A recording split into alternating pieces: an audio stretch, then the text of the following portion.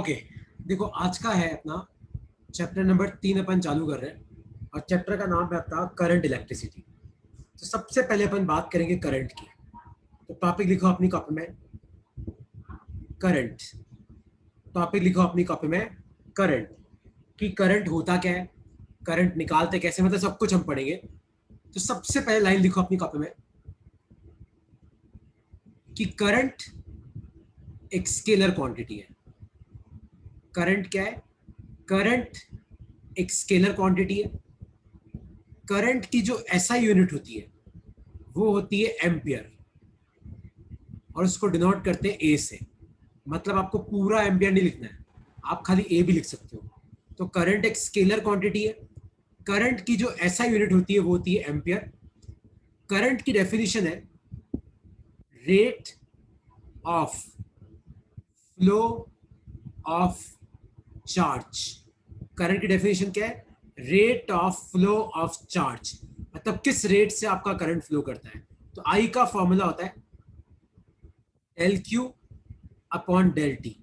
तो del Q का मतलब है चार्ज पास्ट, मतलब कितना चार्ज पास हुआ, अपॉन डेल टी का मतलब है टाइम टेकन। तो लिख लो अपनी कॉपी में 4 लाइन। तो करंट एक स्केलर क्वांटिटी है। करंट की जो एसआई यूनिट होती है वो होती है एम्पियर।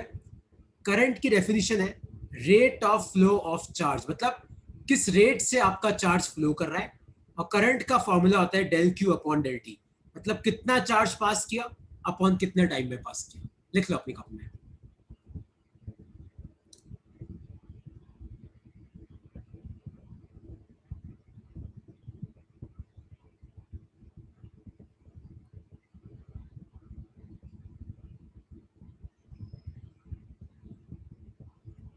तो करंट होता है तुम्हारा rate of flow of charge, ऐसा यूनिट है एम्पियर। करंट एक स्केलर क्वांटिटी है और करंट का फॉर्मूला होता है del Q upon del T. कोई डाउट है इसमें तो पूछो यार।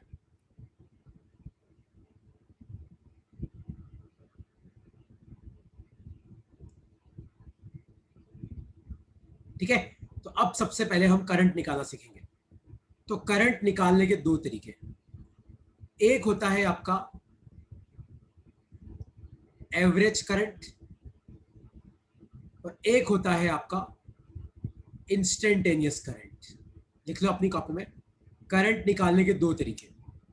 एक होता है आपका एवरेज करंट, एक होता है आपका इंस्टेंटेनियस करंट। तो एवरेज करंट निकालने का फॉर्मूला है Q2 minus Q1 upon T2 minus T1। मैं तुम्हें फॉर्मूला यूज करना सिखाऊंगा अभी। और इंस्टेंटेनियस करंट का फॉर्मूला है DQ अपॉन DT। लिख लो इंस्टेंटेनियस करंट निकालने का फॉर्मूला क्या है? DQ upon DT। और एवरेज करंट निकालने का फॉर्मूला है Q2 minus Q1 upon T2 minus T1। एक बार ये दोनों फॉर्मूला लिख लो, फिर मैं तुम्हें इन दोनों को यूज करना सिखा दूँ।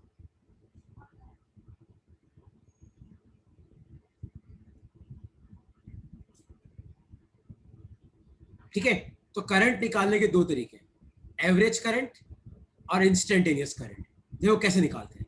तो पहले हम पहला फॉर्मूला प्रैक्टिस करते हैं। तो क्वेश्चन लिखो अपनी कॉपी में, इफ चार्ज passing through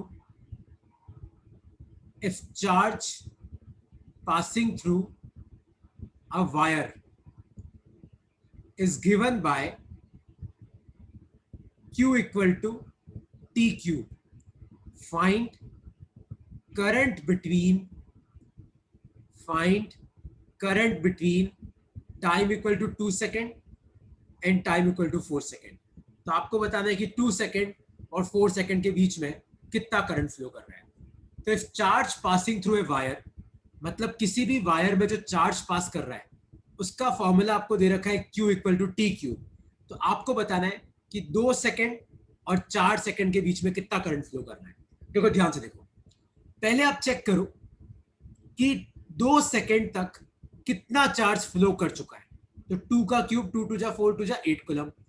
फिर आप चेक करो कि 4 सेकेंड तक कितना चार्ज फ्लो कर चुका है। तो Q2 कितना हो जाएगा, 4 का क्यूब, तो 4 4 जा 16 4 जा 64। तो देखो 2 सेकेंड तक 8 कूलम का चार्ज पास कर चुका है, 4 सेकेंड तक 64 कूलम का चार्ज पास कर चुका है। तो करंट कितना फ्लो करेगा? Q2 minus Q1 upon T2 minus T1। इसका मतलब क्या है कि अगर मान लो मैं तुम्हें यह पूछूं कि बताओ 4 सेकंड और 2 सेकंड के बीच में कितना चार्ज पास हुआ, तो 2 सेकंड तक 8 कूलम पास हुआ, 4 सेकंड तक 64 कूलम पास हुआ, तो 2 और 4 के बीच में कितना पास हुआ 64 माइनस 8, और टाइम कितना लगा 4 माइनस 2, तो याद आएगा 56 अपॉन 2, तो याद आएगा तुम्हारा 28 एम्पियर। तो ये आपका आंसर है। तो कितना करंट फ्लो किया आपका 28 एम्पियर। किसी को इसमें कोई डाउट है तो पूछो। तो देखो 2 सेकंड तक कितना पास किया 8 कूलम, 4 सेकंड तक कितना पास किया 64 कूलम, तो 2 और 4 के बीच में कितना पास किया 64 में से 8 गए 56, और 4 और 2 में डिफरेंस कितना है 2, तो 56 अपॉन 2 कितना हो गया 28 एम्पियर। तो ये आपका आंसर है। किसी को इसमें कुछ पूछना है तो मुझसे पूछ सकते हो। कोई डाउट है तो पूछो। भट्टा साहब कोई डाउट है तो क्लियर करो। अध्ययन अक्सा कोई भी डाउट है तो पूछो।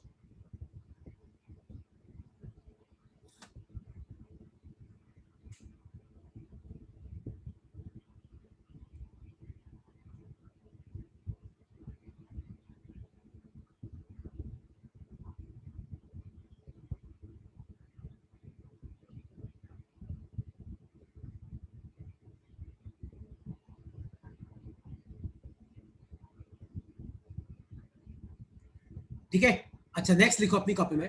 ये लिख लिया, किसी को इसमें डाउट है? तो एवरेज करंट 2 टाइम के बीच में निकाला जाता है कि जैसे मान लो 2 सेकंड और 4 सेकंड के बीच में कितना करंट है, तो 2 सेकंड पे कितना चार्ज पास हुआ वो निकालो, 4 पे कितना पास हुआ वो निकालो, और एवरेज निकाल लो। उसी तरीके से एक क्वेश्चन हम इंस्टेंटेनियस करंट का करते हैं। तो क्वेश्चन लिखो अपनी कॉपी में। If I is equal to t square, find, sorry, Q equal to t square. If Q equal to t square, find current in wire at 4 seconds. तो आपको बताना है कि 4 सेकंड पे कितना करंट पास कर रहा है। Find current in wire at 4 seconds. देखो कैसे करते हैं। तो चार्ज कितना पास कर रहा है Q equal to T square, तो करंट कितना हो जाएगा dQ अपॉन dt। तो टी स्क्वायर का डिफरेंशिएशन कितना होता है 2t होता है। तो अगर आपको एक ही टाइम दे रखा है तो आपको डिफरेंशिएट करना है, लेकिन अगर आपको 2 टाइम के बीच में निकालना है तो फिर आपको ऐसे निकालना पड़ता है Q2 minus Q1 upon T2 minus T1। लेकिन अगर मान लो आपको दे रखा है कि Q equal to T square, find current in wire at 4 second, तो Q equal to T square, तो आई क्या हो जाएगा dQ बाई dt, और टाइम को 4 पुट करो तो 2 4 जो आपका आंसर कितना आ गया 8 एम्पियर। तो अगर आपको एक टाइम दे रखा है तो इंस्टेंटेनियस करंट निकालना है, 2 टाइम दे रखे हैं तो आपको एवरेज करंट निकालना है। इसमें कोई डाउट है तो तुम मुझसे पूछ सकते हो। अक्सा कोई डाउट है? अध्ययन, हर्ष, हर्षिल भाई कोई डाउट है? कुशाग्र तो पूछो।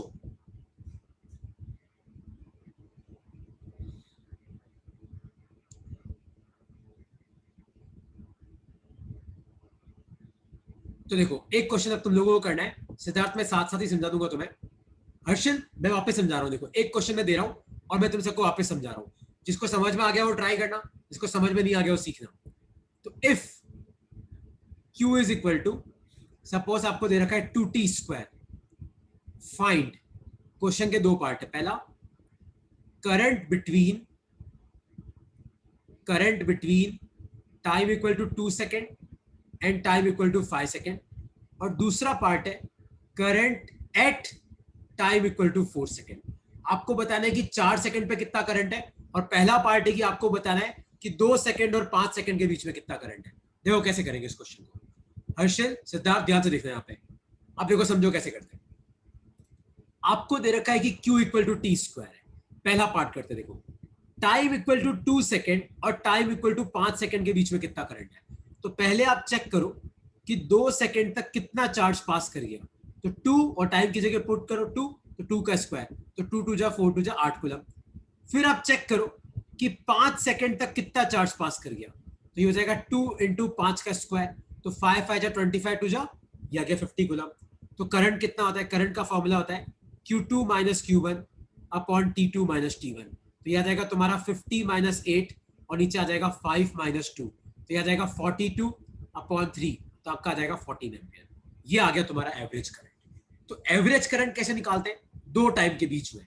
तो आप चेक करो कि 2 सेकंड तक कितना चार्ज पास कर गया, तो टी की जगह 2 पुट करो तो 8 कूलम पास कर गया। फिर चेक करो 5 सेकंड तक कितना चार्ज पास कर गया, तो टी की जगह 5 पुट करो तो 50 कूलम। मतलब 2 सेकंड तक 8 कूलम पास कर गया, 5 सेकंड तक 50 कूलम पास कर गया, तो 2 और 5 के बीच में कितना पास किया, 50 में से 8 गए 42, और 2 और 5 के बीच में कितना सेकंड होता है, 3 सेकंड, तो आपका 14 एम्पियर आ गया। और यही मैंने पूछा कि बताओ 4 सेकंड पे कितना करंट है। तो अगर आपको एक ही टाइम दे रखा होता है ना, तो आपको डिफरेंशिएट करना पड़ता है, dq upon dt।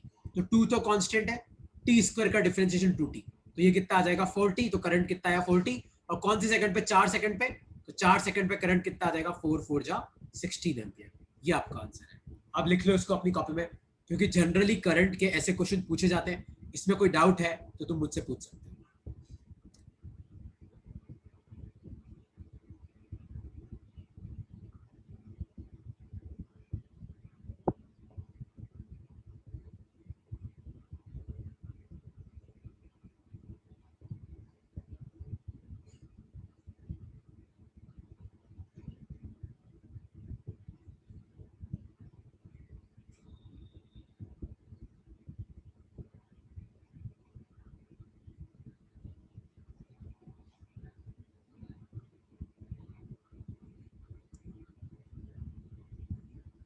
Sir done.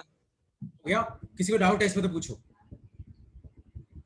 तो 2 टाइम के बीच में अगर करंट निकालना है तो एवरेज करंट, 1 टाइम पे निकालना है तो इंस्टेंटेनियस करंट। कोई डाउट है हर्षल, कोई डाउट है सिद्धार्थ, कुशाग्र, यश, कोई डाउट है तो पूछो यार।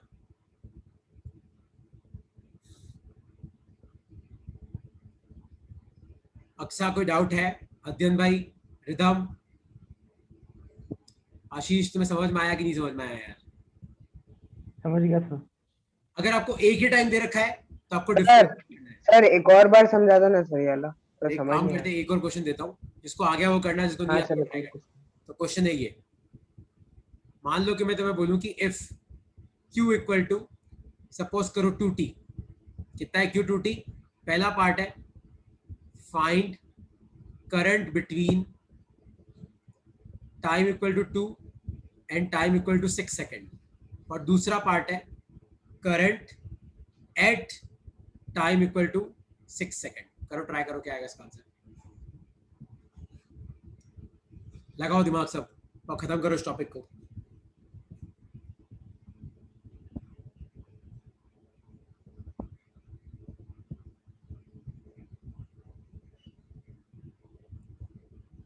तो if q equal to 2t, find current between 2 second and 6 second.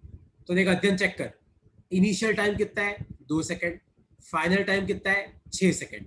तो 2 सेकेंड तक कितना चार्ज पास कर गया, 2 टू जा 4 कूलम, और 6 सेकेंड तक कितना चार्ज पास कर गया, 6 टू जा 12 कूलम। तो करंट कितना हो जाएगा, Q2 minus Q1 upon T2 minus T1। तो ये आ जाएगा तुम्हारा 2 एम्पियर आ जाएगा। और 6 सेकंड पे देखो तुम्हें एक ही टाइम दे रखा है, तो आई क्या होता है फिर dq बाई dt। अगर तुम्हें नहीं पता है तो 2 तो कांस्टेंट है और खाली t का डिफरेंशिएशन 1, तो करंट कितना आ गया 2 एम्पियर आ गया। ठीक है, अब मैं आगे बढ़ रहा हूं, तो नेक्स्ट टॉपिक लिखो अपनी कॉपी में, डायरेक्शन ऑफ करंट। तो करंट के फ्लो का डायरेक्शन क्या है, अब वो तुम्हें समझना है, डायरेक्शन ऑफ करंट। अच्छा, ये पिछले क्वेश्चन में कोई डाउट है अध्ययन तो पूछ ले, नहीं तो फिर मैं आगे बढ़ रहा हूँ। नहीं सर। ओके, टॉपिक लिखो डायरेक्शन ऑफ करंट, और इसमें एक लाइन लिखो अपनी कॉपी में, flow of current is parallel to flow of positive charge. इसका मतलब यह है कि जहां पॉजिटिव चार्ज जाता है ना, आपका करंट भी वहीं जाता है। और दूसरी लाइन लिखना, flow of current is opposite to flow of negative charge. लेकिन जहां नेगेटिव चार्ज जाता है, करंट उसके उल्टा जाता है। जैसे मैं बोलूं कि नेगेटिव चार्ज इधर जा रहा है, इसका मतलब करंट कैसे आ रहा है, ऐसे आ रहा है। तो जहां पॉजिटिव जाता है करंट वहीं जाता है, लेकिन जहां नेगेटिव जाता है करंट उसके उल्टा आता है। तो लिख लो अपनी कॉपी में। तो टॉपिक है अपना डायरेक्शन ऑफ करंट। क्या टॉपिक है कि करंट की डायरेक्शन कैसे पता पड़ती है, डायरेक्शन ऑफ करंट मतलब करंट कैसे फ्लो कर रहा है।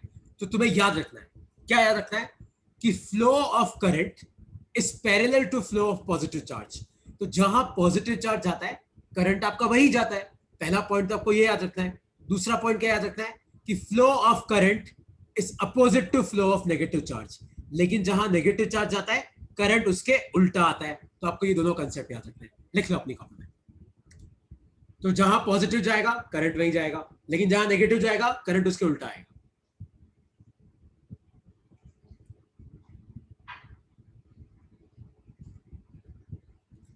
ठीक है, कोई डाउट है किसको इसमें? डाउट तो वैसे होना नहीं चाहिए, ये तो रटना है तुम्हें कि जहां पॉजिटिव जाता है करंट वहीं जाता है, लेकिन जहां नेगेटिव जाता है करंट उसके उल्टा आता है। ठीक है, लिख लिया? अब तुम सब ध्यान से सुनो। तो एक क्वेश्चन मैं तुम्हें दे रहा हूं, फिर अगला क्वेश्चन तुम लोगों को सॉल्व करना है। शिवांश भाई तो अभी ऐड हुआ है, तुझे भी समझ में आ जाएगा, कोई हाईफाई टॉपिक नहीं है। ध्यान से देखना। मान ले ये कोई वायर है, और सपोज करो कि आप इस वायर के एक कोने पे बैठे हुए हो, पर आप देख रहे हो कि यार पॉजिटिव चार्ज उधर जा रहा है, और तुमने देखा कि 2 सेकंड में 8 कूलम का चार्ज पास किया। कितना? 8 कूलम का। तो मेरा क्वेश्चन है कि बताओ करंट कितना फ्लो किया। तो करंट का फॉर्मूला क्या होता है? कितना चार्ज पास किया अपॉन कितने टाइम में पास किया। तो 8 कूलम पास किया 2 सेकंड में, तो आपका आंसर कितना आया? 4 एम्पियर। और मैंने तुम्हें क्या सिखाया? जहां पॉजिटिव जाता है करंट वही जाता है। तो आपका पॉजिटिव उधर जा रहा है, तो आपका करंट भी उधर जा रहा है। तो आपका आंसर क्या है? 4 एम्पियर टुवर्ड्स दैट साइड, है ना। उसी तरीके से मान लो कि तुम्हारे एग्जाम में ऐसा क्वेश्चन आता है। सपोज करो कि ये कोई वायर है, मान लो कि तुम इस वायर के यहाँ पे बैठे हो, और मान लो कि तुम्हारा नेगेटिव चार्ज उधर जा रहा है, और तुमने देखा कि यार -10 कूलम का चार्ज पास किया 2 सेकंड में। तो बताओ कितना करंट फ्लो किया। तो पहले आप करंट की वैल्यू निकालो, साइन वाइन लगाने की जरूरत नहीं है, Q/T। कितना चार्ज पास किया 10 कूलम, कितने टाइम में? 2 सेकंड में। तो आंसर कितना आया? 5 एम्पियर। लेकिन याद रखना, flow of current is opposite to flow of negative charge. तो आपका नेगेटिव चार्ज इधर जा रहा है, मतलब आपका करंट उल्टा आ रहा है ना। तो जहां पॉजिटिव जाता है करंट वहीं जाता है, लेकिन जहां नेगेटिव जाता है करंट उसके उल्टा आता है। तो ये आपका आंसर है। आया तुम्हें समझ में कि कोई डाउट है इसमें? सर इसमें आई कैप यूज कर सकते हैं या फिर नहीं ऐसे नहीं एरो नहीं दिखाना है? नहीं नहीं नहीं नहीं, आई कैप तो लगाना ही मत हर्ष। करंट स्केलर क्वांटिटी है, अच्छा, आई कैप जगह नहीं लगा सकते हैं। Okay sir. और यहाँ पे प्लस माइनस भी नहीं लगाना है। आपको वैल्यू लिखनी है, पर आपको बोलना है सर वायर में करंट इधर जा रहा है। आपको वैल्यू लिखनी है, बोलना है वायर में करंट उधर जा रहा है। लिख लो इन दोनों को। और कंसेप्ट क्या है? कंसेप्ट ये है कि flow of current is parallel to flow of positive charge. जहां पॉजिटिव जाता है करंट वही जाता है। And flow of current is opposite to flow of negative charge. जहां नेगेटिव जाता है करंट उसके उल्टा आता है। ठीक है, और ये दोनों एग्जांपल। किसी को इसमें कोई डाउट है तो पूछो, क्योंकि अगला क्वेश्चन तुम ही लोगों को सॉल्व करना है।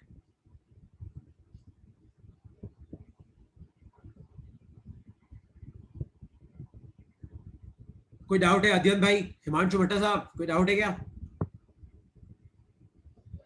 No sir.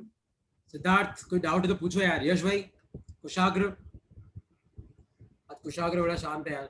चलो एक क्वेश्चन तुम्हारे लिए, सब क्वेश्चन को सॉल्व करोगे। देखो क्वेश्चन ये है, ये एक वायर है और मैं यहाँ पे बैठा हूँ, और मैं देख रहा हूँ कि यार नेगेटिव चार्ज इधर की तरफ आ रहा है, और मैंने देखा कि यार -20 कूलम का चार्ज पास कर गया 4 सेकंड में। तो आपको बताना है कि करंट कितना फ्लो कर रहा है। और मैं आपको 4 ऑप्शन दे रहा हूँ, ABCD। 5 एम्पियर उस तरफ, 5 एम्पियर इस तरफ, 4 एम्पियर उस तरफ, 4 एम्पियर इस तरफ। करो क्या आंसर होगा इसमें से?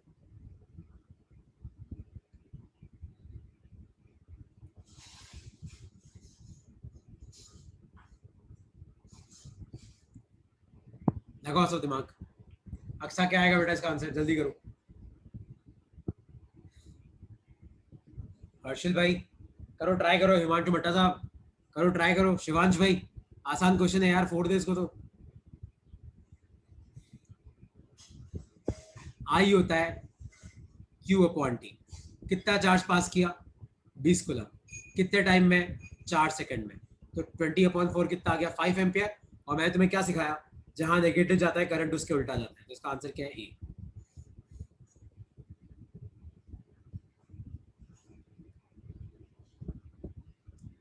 आया तुम सबको समझ में कि नहीं समझ में आया? अध्ययन भाई क्लियर हुआ कि नहीं क्लियर हुआ? कैसे करते हैं?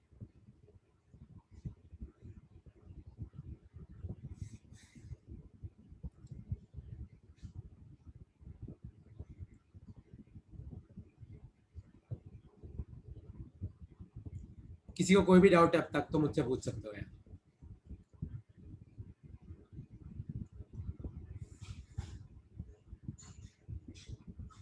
ओके, कोई डाउट नहीं है, तो अपन आगे बढ़ते हैं। अब एक चीज तुम याद रखना, अगर जैसे मान लो कोई वायर है, तो तुम्हें पता है किसी भी वायर में करंट क्यों फ्लो करता है? क्योंकि इलेक्ट्रॉन्स चलते हैं। याद रखना, वायर के अंदर आपके जो एटम्स होते हैं ना, वो भारी होते हैं। एटम्स अपनी जगह पे फिक्स रहते हैं। वो एटमेक्स क्या कर सकते हैं? अपनी जगह वाइब्रेट कर सकते हैं। तो वायर में करंट क्यों फ्लो करता है? क्योंकि वायर में कौन चलता है? इलेक्ट्रॉन। तो current in wire is due to flow of electrons only. तो वायर में जो करंट फ्लो करता है वो क्यों फ्लो करता है? खाली इलेक्ट्रॉन्स के कारण। लेकिन तुमने पता है, तुमने पहले कभी पढ़ा होगा यार कि इलेक्ट्रोलाइट होता है, इसमें एक एनोड होता है, इसमें एक कैथोड होता है। पढ़ा है पहले कभी? एनोड होता है, एक तुम्हारा बैटरी होती है, जैसे अपनी बैटरी, तो अपनी बैटरी में दो रोड्स होते हैं, एनोड और कैथोड। तो आपका एक पॉजिटिव होता है, एक नेगेटिव होता है, और इसमें इलेक्ट्रोलाइट भरा होता है बीच में। जैसे मान लो आपका कोई इलेक्ट्रोलाइट भरा हुआ है, तो यार रखना, current in electrolyte is due to flow of both cations and anions। तो कोई तुम्हें पूछे कि क्या करंट हमेशा नेगेटिव चार्ज के कारण ही फ्लो करता है? तो नहीं, ऐसा नहीं है। अगर वायर है तो करेक्ट है, खाली इलेक्ट्रॉन के कारण ही फ्लो करता है। लेकिन अगर कोई इलेक्ट्रोलाइट है तो उसमें तो आपका पॉजिटिव चार्ज ही मूव करता है, नेगेटिव भी मूव करता है। तो इस डायग्राम को बना लो और ये दोनों पॉइंट अपनी कॉपी में लिख लो, क्योंकि इस साल तुम्हें थोड़ी प्रिपरेशन अलग तरीके से करनी है, क्योंकि तुम्हारा पेपर थोड़ा अलग पैटर्न का आने वाला है। तो एक भी पॉइंट मिस नहीं करना है। तो लिख लो अपनी कॉपी में, और अब तक कोई डाउट है तो मुझसे पूछ सकते हो यार।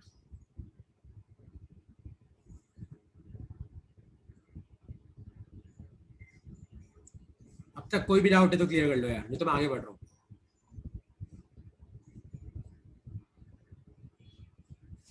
ठीक है, कोई डाउट नहीं है, तो अब तुम सब ध्यान से सुनना। लिखो अपनी कॉपी में, टॉपिक लिखो, relation between current and electric field. So relation between potential difference and electric field. Potential difference and electric field. देखो, तुम सबको इस टॉपिक को समझना है, जिसको बेसिक नहीं पता है वो भी ध्यान से देखना। सपोज करो कि ये कोई वायर है, और मान लो कि आपको दे रखा है कि इस वायर की जो लंबाई है वो L है, और मान लो कि इस वायर के अंदर इलेक्ट्रिक फील्ड की वैल्यू E है, और मान लो आपकी इलेक्ट्रिक फील्ड इधर की तरफ है।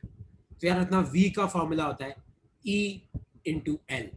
V का मतलब है पोटेंशियल डिफरेंस। V का क्या मतलब है? Potential difference. E का मतलब होता है इलेक्ट्रिक फील्ड, और L का मतलब होता है लेंथ ऑफ वायर। तो याद रखना, अगर आपके पास कोई वायर है जिसकी लंबाई L है, और मान लो कि इस वायर के अंदर इलेक्ट्रिक फील्ड E है, तो वायर के इस एंड और इस एंड के बीच में जो पोटेंशियल डिफरेंस होगा ना, उस पोटेंशियल डिफरेंस को डिनोट करते हैं हम V से। तो पोटेंशियल डिफरेंस का फॉर्मूला होता है इलेक्ट्रिक फील्ड इनटू लेंथ। तो किसी भी वायर के अक्रॉस कितना पोटेंशियल डिफरेंस है, उसका फॉर्मूला है कि वायर के अंदर कितनी इलेक्ट्रिक फील्ड है इनटू वायर की लंबाई कितनी है। लिख लो अपनी कॉपी में।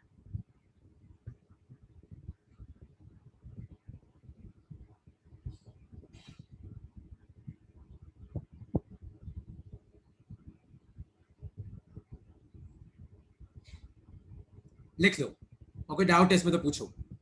देखो, जिन्होंने लास्ट चैप्टर मेरे साथ पढ़ा है उनको ये फॉर्मूला पता होगा, याद है? कैपेसिटेंस में V equal to E into D. बस यहाँ मैंने डी की जगह L लिख दिया है, और कुछ नहीं है। ठीक है, तो एक क्वेश्चन तुम लोग सॉल्व करो सब। तो क्वेश्चन है ये, सपोज करो कि तुम्हारे पास ये कोई वायर है, और मान लो कि इस वायर की लंबाई 20 मीटर है, और मान लो मैंने तुम्हें दे रखा है कि इधर एक पॉइंट A है, इधर एक पॉइंट B है, पर आपको दे रखा है कि A पे जो पोटेंशियल है वो 20 वोल्ट है, और B पे जो पोटेंशियल है वो आपको दे रखा है 10 वोल्ट है। तो क्वेश्चन है, फाइंड इलेक्ट्रिक फील्ड इन वायर। ट्राई करो क्या आएगा इसका आंसर। तो आपको बताना है कि इस वायर में कितनी इलेक्ट्रिक फील्ड होगी। ट्राई करो क्या आएगा इसका आंसर। लगाओ यार, अभी इतना सिंपल फॉर्मूला तुम्हें मैंने बताया। एक वायर है 20 मीटर लंबा, ठीक है, वायर के एक तरफ का एंड है उसका नाम है ए, वायर के दूसरी तरफ का एंड है उसका नाम है बी। आपको दे रखा है कि ए पे पोटेंशियल 20 वोल्ट है, आपको दे रखा है कि बी पे पोटेंशियल 10 वोल्ट है। आपको बताना है कि इस वायर में इलेक्ट्रिक फील्ड कितनी होगी। तो याद है फॉर्मूला क्या है, potential difference equal to electric field into length. तो V का मतलब होता है पोटेंशियल डिफरेंस।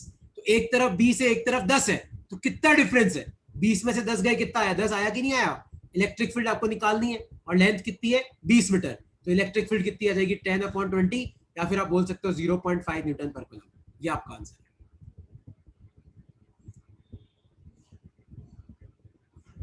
कोई डाउट है इसमें तो पूछो यार।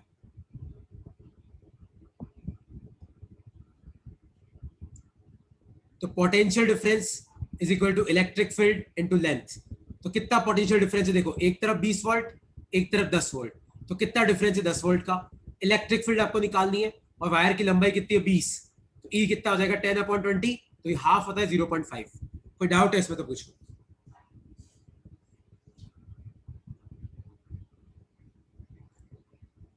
अक्सा कोई डाउट है कि क्लियर हो गया।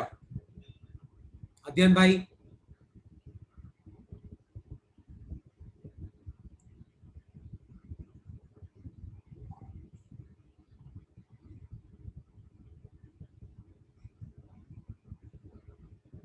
क्लियर है पक्का, ओके।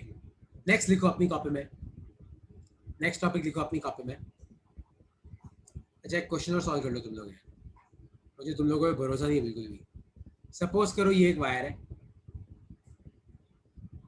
अब मान लो तुम्हें दे रखा है कि इस तरफ पोटेंशियल 40 वोल्ट है, कितना है 40 वोल्ट, और तुम्हें दे रखा है कि इस तरफ आपका पोटेंशियल है वो 80 वोल्ट है, कितना है 80 वोल्ट, और तुम्हें ये लंबाई दे रखी है 10 metre.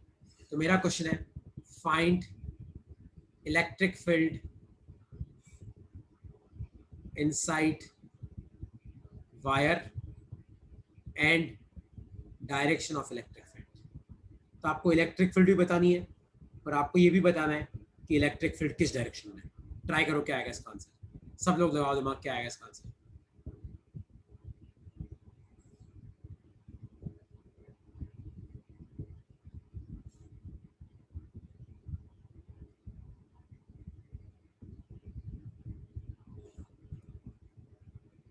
V equal to E into L. V का मतलब होता है पोटेंशियल डिफरेंस, एक तरफ 40 वोल्ट एक तरफ 80 वोल्ट, तो 80 में से 40 गए, कितना बचा 40। इलेक्ट्रिक फील्ड आपको निकालनी है, लेंथ कितनी है 10, तो इलेक्ट्रिक फील्ड कितनी आ जाएगी 40/10, तो ये आपका आंसर कितना आ गया 4 न्यूटन पर कूलम। और एक चीज याद रखना, अगर तुम्हें नहीं पता है कि direction of electric field is from high potential to low potential, तो इलेक्ट्रिक फील्ड कैसे होगी इस डायरेक्शन में होगी। लिख लो अपनी, लिख लो इसको, और अब तक कोई डाउट है तो पूछ सकते हो, नहीं तो फिर मैं आज के लास्ट टॉपिक की तरफ बढ़ रहा हूँ। लिख लो। तो किसी को इसमें डाउट है करंट क्या होता है, करंट कैसे निकालते हैं, करंट की डायरेक्शन क्या है, एवरेज करंट क्या है, इंस्टेंटेनियस करंट क्या है, कोई भी डाउट है तो उसमें पूछ लो। फिर किसी को इस टॉपिक में डाउट है क्या कि पोटेंशियल डिफरेंस क्या है, इलेक्ट्रिक फील्ड क्या है, लेंथ क्या है, तो भी पूछ सकते हो यार।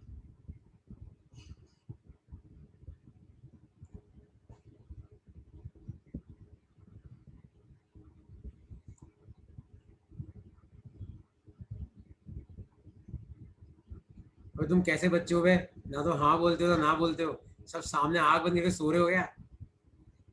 क्लियर है सर। तो तुम मेरा सोचो, मेरी आज की 12वीं क्लास है, 12th क्लास, तो भी मेरा गला देखो फट फट के बाहर निकल रहा है, और एक तुम हो सालो, थोड़ा मुझे भी जोश दिलाओ, हर कुछ ही पूछ लो यार। Yes sir, you can do it.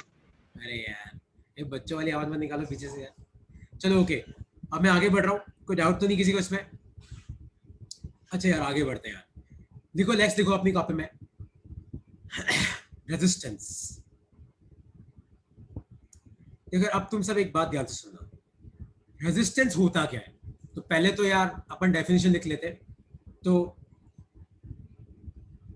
Resistance का मतलब है कि सपोज करो कि आपके पास ये कोई वायर है, ठीक है, वायर के अंदर मैंने तुम्हें क्या बोला कि बहुत सारे एटम्स पड़े होते हैं, ठीक है, बहुत सारे एटम्स पड़े हुए, ठीक है, और वायर में करंट कैसे फ्लो करता है, due to flow of electrons. तो मान लो कोई इलेक्ट्रॉन आया, मान लो कोई इलेक्ट्रॉन वायर में एंटर हुआ, लेकिन बेचारा इलेक्ट्रॉन का रास्ता साफ थोड़ी है, इलेक्ट्रॉन कभी इससे टकराएगा, फिर इससे टकराएगा, फिर इससे टकराएगा, फिर इससे टकराएगा, फिर इससे टकराएगा, फिर इससे टकराएगा, फिर इससे टकराएगा। तो सोचो इलेक्ट्रॉन को कितना रेजिस्टेंस महसूस होता है रास्ते में। तो रेजिस्टेंस का मतलब है कि इलेक्ट्रॉन के फ्लो में, इलेक्ट्रॉन जब फ्लो करता है वायर में तो कितना अपोजिशन बोलता है उसको, वो होता है रेजिस्टेंस। तो रेजिस्टेंस क्या है? Resistance is a property, resistance is a property of material which denotes the opposition to flow of electrons in a wire. तो रेजिस्टेंस का मतलब है कि किसी भी वायर में इलेक्ट्रॉन को फ्लो करना है तो उसको कितना अपोजिशन मिल रहा है, उसको उस अपोजिशन को कैलकुलेट करने का तरीका है रेजिस्टेंस। क्योंकि किसी भी वायर में अंदर रास्ता साफ नहीं होता है, इलेक्ट्रॉन को टकराना तो पड़ता है ना। तो रेजिस्टेंस बहुत चीजों पर डिपेंड करती है, बहुत चीजों पे। तो किन किन चीजों पर डिपेंड करती है वो हम डिस्कस करेंगे, लेकिन लिख लो कि रेजिस्टेंस एक प्रॉपर्टी है जो ये बताती है कि इलेक्ट्रॉन को अगर वायर में चलना है तो उसको कितना अपोजिशन महसूस होगा, उस चीज को अपन बोलते हैं रेजिस्टेंस। उसको अपन क्या बोलते हैं? रेजिस्टेंस बोलते हैं, है ना। तो रेजिस्टेंस किन किन पर डिपेंड करता है, देखो अब मैं तुम्हें समझाता हूँ। तो टॉपिक लिखो अपनी कॉपी में, factors on which resistance depends। तो रेजिस्टेंस किन किन फैक्टर्स पे डिपेंड करती है, factors on which resistance depends. अच्छा तुम मुझे बताओ कि मान लो कि ये एक छोटा वायर है और मान लो कि यहाँ पे रास्ते में 3 एटम पड़े हुए हैं, मान लो कि ये एक बड़ा वायर है, मान लो कि यहाँ पे रास्ते में इतने सारे एटम्स पड़े हुए हैं। अब तुम मुझे बताओ अगर किसी इलेक्ट्रॉन को इस वायर के थ्रू पास करना है तो इससे टकराएगा, इससे टकराएगा, इससे टकराएगा, बाहर निकल जाएगा, तो 3 बार टकराया। लेकिन अगर किसी इलेक्ट्रॉन को इससे पास करना है तो इससे टकराएगा, इससे टकराएगा, टकराएगा, टकराएगा, टकराएगा, इस तरीके से। तो जितनी ज्यादा लंबाई होगी ना उतने रास्ते में एटम्स पड़े होंगे, और जितने एटम पड़े होंगे ना उसको उन सबको फेस करना पड़ेगा। तो रेजिस्टेंस एक डिपेंड किस पे करता है? लेंथ पे। तो लिख लो अपनी कॉपी में। तो पहला फैक्टर क्या है? लेंथ। और उसके आगे लिख लेना R directly proportional to L. और मान लो तुम्हें कोई वाइवा में पूछ भी ले, क्योंकि तुम्हें भाई पूरा तैयार रहना है, अगर यहाँ ओरल एग्जाम भी हो सकता है, कोई तुम्हें पूछ भी ले कि भैया रेजिस्टेंस लेंथ पे क्यों डिपेंड करती है, तो आपको बोलना है सर जितना लंबा वायर उतने रास्ते में एटम पड़े होंगे, जितने एटम पड़े होंगे उनसे से टकराना पड़ेगा, और जितना टकराना होगा उतना ही रेजिस्टेंस होगा। लिख लो अपनी कॉपी।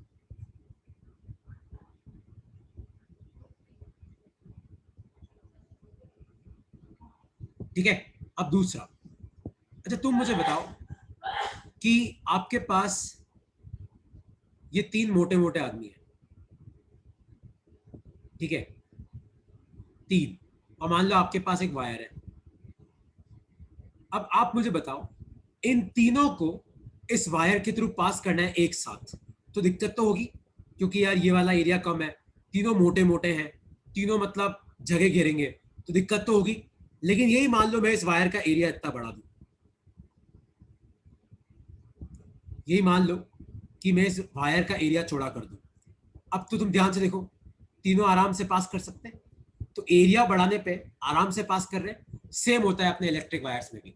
तो वायर्स में क्या होता है, देखो अपने एक इलेक्ट्रिक वायर में एक मोमेंट ऑफ टाइम पे बिलियंस ऑफ इलेक्ट्रॉन्स पास कर रहे होते हैं, एक नहीं, दो नहीं, बिलियंस ऑफ इलेक्ट्रॉन, और सारे इलेक्ट्रॉन नेगेटिव चार्ज है, तो तुम खुद भी बोलोगे नेगेटिव नेगेटिव को रिपेल करता है। लेकिन इन सबको साथ में पास करना है तो दिक्कत तो आएगी। लेकिन अगर आप यही आप एरिया बढ़ा दोगे तो ये आराम से पास कर सकेंगे, नहीं कर सकेंगे, है ना। तो एरिया बढ़ाने पे आपका रेजिस्टेंस घट जाता है, तो एरिया बढ़ाने पे आपका आर घट जाता है। तो दूसरा फैक्टर क्या लिखना अपनी कॉपी में? एरिया। तो लेंथ बढ़ाने पे रेजिस्टेंस बढ़ता है, पर एरिया बढ़ाने पे रेजिस्टेंस घटता है। लिख लो अपनी कॉपी में। इसमें कोई डाउट है तो पूछ सकते हो अब तक।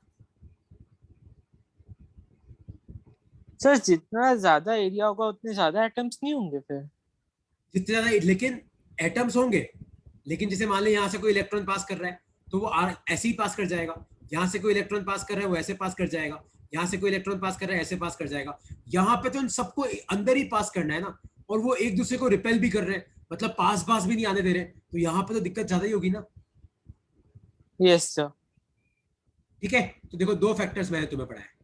एक मैंने तुम्हें पढ़ाया R directly proportional to L, एक मैंने तुम्हें पढ़ाया R inversely proportional to A, और इन दोनों प्रपोर्शन को रिप्लेस करके आप एक कांस्टेंट लगा दो रो, तो फॉर्मूला बनता है R equal to rho L by A. यहाँ पे रो का मतलब है रेजिस्टिविटी, जिसको कई लोग स्पेसिफिक रेजिस्टेंस भी बोलते हैं, स्पेसिफिक रेजिस्टेंस, और इसकी यूनिट होती है ओम मीटर, और रेजिस्टेंस की यूनिट होती है ओम। लिख लो अपनी कॉपी में, R equal to rho L upon A, लिख लो बस। इसके बारे में मैं 2-3 लाइन लिखवा रहा हूँ और फिर अपन नेक्स्ट क्लास में कंटिन्यू करेंगे इसको। लिख लो, 2-3 लाइन लिखवा रहा हूँ, इंपॉर्टेंट है, ये नहीं कि भाग जाओ। तो जितना लंबा वायर उतनी ज्यादा रेजिस्टेंस, जितना ज्यादा एरिया रेजिस्टेंस उतनी कम। दोनों प्रपोर्शन हटा के कांस्टेंट लगा दो, कांस्टेंट होता है आपका resistivity, R equal to rho L by A. अब एक चीज तुम फिजिक्स में याद रखना, जो मैं बार बार बोलता हूं, कि तुम जब भी प्रपोर्शन को हटा के कोई कांस्टेंट लगाते हो ना, तो इस कांस्टेंट को इन लोगों से कोई लेना देना नहीं है। तुम लेंथ बढ़ाओ, लेंथ घटाओ, एरिया बढ़ाओ, एरिया घटाओ, रेजिस्टिविटी पे फर्क नहीं पड़ेगा। तो रेजिस्टिविटी 2 चीजों पे डिपेंड करती है। पहला, टाइप ऑफ मटेरियल, कि आपका वायर किसका बना है, एल्यूमिनियम का बना है, कॉपर का बना है, आयरन का बना है, और दूसरा टेम्परेचर। लिख लो अपनी कॉपी में। तो कोई तुम्हें पूछे कि बताओ रेजिस्टेंस किस पर डिपेंड करता है, तो आपको 3 लाइन लिखनी है, रेजिस्टिविटी, लेंथ एंड एरिया। पर कोई तुम्हें पूछे कि बताओ रेजिस्टिविटी किस पर डिपेंड करती है, तो आपको बोलना है टाइप ऑफ मटेरियल और टेम्परेचर। लिख लो अपनी कॉपी में। अब नेक्स्ट क्लास अपनी पूरी रेजिस्टेंस पे ही है, रेजिस्टेंस पे और ओम्स लॉ पे। ठीक है, तो नेक्स्ट क्लास अपनी ओम्स लॉ पे है, रेजिस्टेंस पे है और ड्रिफ्ट वेलोसिटी पे है। और कोई डाउट हो तो पूछो। इस क्लास की रिकॉर्डिंग भेज दूंगा मैं तुम्हें, नोट्स भेज दूंगा और क्विज में तुम्हें भेज दूंगा, जो तुम करते नहीं हो सबमिट, पर तो भी मैं भेजता हूँ इस उम्मीद के साथ कि कभी तो वो सूरज निकलेगा जब मुझे क्विज के सबमिशन आएंगे, तो मेरे भी गूगल ड्राइव पे नोटिफिकेशन आएगा कि सर आपकी स्टोरेज भर गई है, कृपया करके डिलीट करो। ऐसा तो आता ही नहीं है, सब खाली पड़े हुए हैं। क्या करोगे, नहीं करोगे क्विज? तो एरर दिखा रहा है सर। अरे एरर तो आज दिखा रहा है, आज पूरी दुनिया का नेट डाउन है। नेट पे पढ़ो सर आज। मैं सर करूंगा, आप टेंशन मत लो सर, पूरी ड्राइव भर दूंगा आपकी। ये ऐसा भी मत कर भाई। चलो ओके यार, और कुछ पूछना है? अच्छा, जिसको सर रेजिस्टिविटी टेम्परेचर के साथ कैसे बढ़ेगी? वो अपन आएंगे हर्ष, पूरा टॉपिक है ये। ओके। जिसको कैपेसिटेंस वगैरह रिवाइज करना है, तो कल मेरी दूसरा बैच है, तो तुम उस बैच में ज्वाइन हो सकते हो 6:45 पे, है ना? ओके यार, चलो bye bye. Thank you sir. Thank you sir.